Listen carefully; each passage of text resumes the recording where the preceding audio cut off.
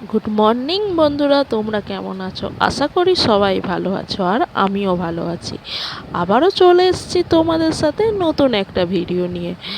আজ আমি যাচ্ছি দক্ষিণেশ্বর মা ভবতারিণীর সাথে দেখা করতে।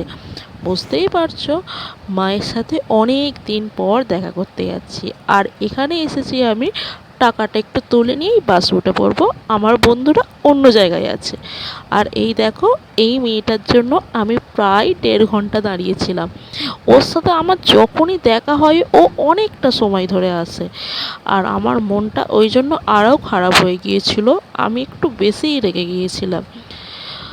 আর সেই জন্য আমি বাড়িয়ে ফিরে আসব, এটা ওকে বলছিলাম। আর এই সব করে ফেলার পরে আমি ভাবলাম যে যাক, যা হয়ে গেছে ঠিক আছে, মায়ের কাছে যেতে পারলেই শান্তি, মনটা খুব শান্তি হয়ে যাবে। এক ঝলক দেখার জন্য মাকে মনটা উথাল পাতাল করছিল। তো এরই মধ্যে আমরা বাসটা দিয়ে রওনা হলাম, বাস চালিয়ে।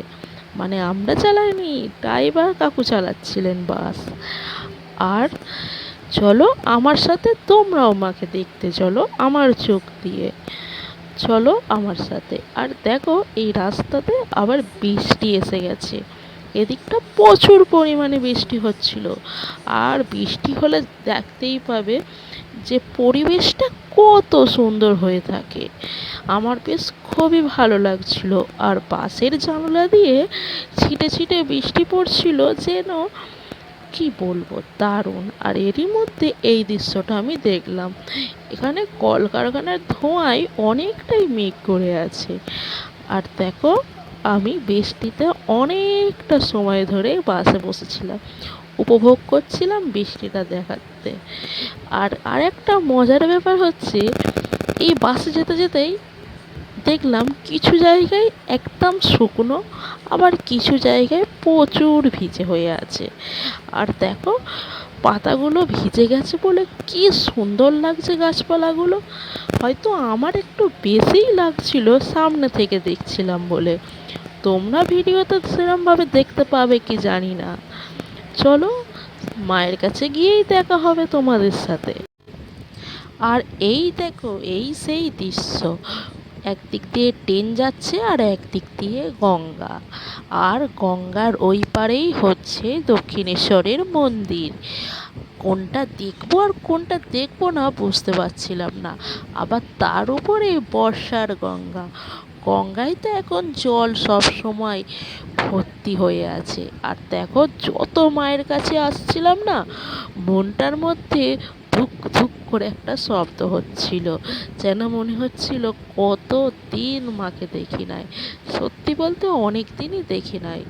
কারণ মনে পড়ছিল, অনেকবার ঠিক করেছিলাম আসবো, কিন্তু না, আসা আর হয়নি। যতটা কাছে আসছিলাম ততটাই যেন মনটা ভালো হয়ে যাচ্ছিল। আর এই দেখো, এসকেলেটারটা করেই আমরা ওপরে উঠবো। আর এখানের মধ্যে কোনো একটা দোকান থেকে আমরা ডালা কিনবো পুজো দেওয়ার জন্য। আর এই যে এই লাল কালার জামা পরে আছে, এই কাকুটার দোকান থেকেই ডালা নেবো।